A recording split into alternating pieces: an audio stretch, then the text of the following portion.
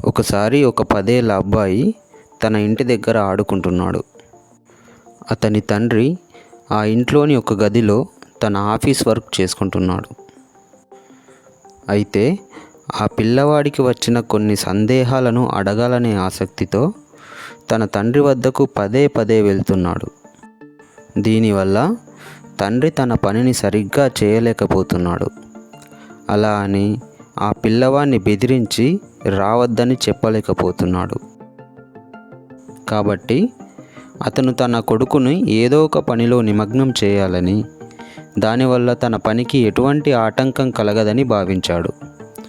వెంటనే తన గదిలోని ఒక పాత పుస్తకాన్ని తీసి దానిలోని ప్రపంచపటం పేజీని చించి దానిని కొన్ని ముక్కలుగా కత్తిరించాడు. ఆ కత్తిరించిన ముక్కలను చిన్న పజిల్ గేమ్లా తయారు చేశాడు. ఈసారి తన కొడుకు వచ్చినప్పుడు ఆ కత్తిరించిన ముక్కలను ఇచ్చి, ఇదిగో నీ కోసమే ఒక పజిల్ గేమ్ తయారు చేశాను.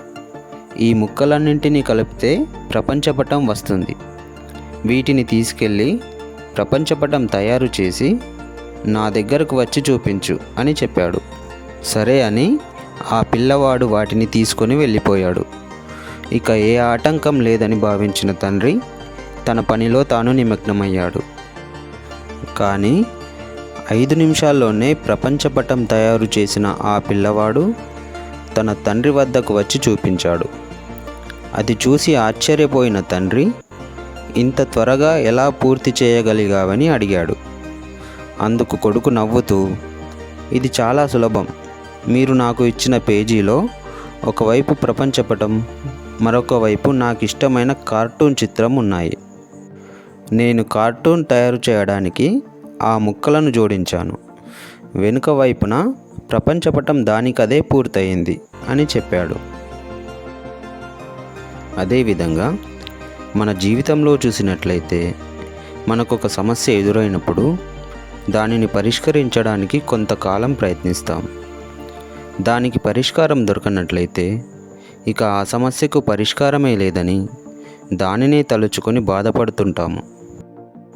ఆ బాధలో మనం సమస్య పరిష్కారానికై ఒక కోణం నుండే ప్రయత్నించామని, దానిని మరొక కోణంలో ప్రయత్నించి విజయం సాధించవచ్చు అనే విషయం మనం ఆలోచించలేము.